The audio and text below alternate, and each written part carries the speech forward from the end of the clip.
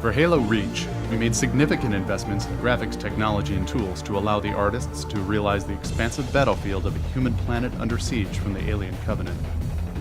30 times a second, our engine can calculate and render hundreds of dynamic lights and effects, and over 100 physically simulated characters, vehicles, and objects across vast distances. All of this happens on top of the calculations necessary to drive up to 45 AI characters and vehicles, and the tracking of every single active projectile to determine damage and health. For the signature Covenant plasma effect, we adopted a unique rendering solution using particle cards gradient mapped with a procedural lightning shader.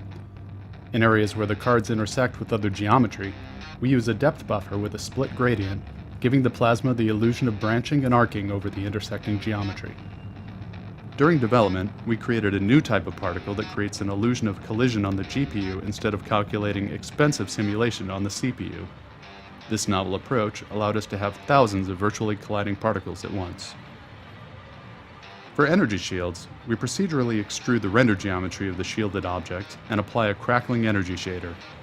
As the shielded object takes damage, we dynamically change the visual characteristics of the shield.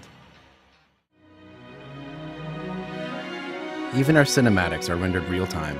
Everything we are shooting in the virtual world is real and to scale, as you can see here as the camera breaks away.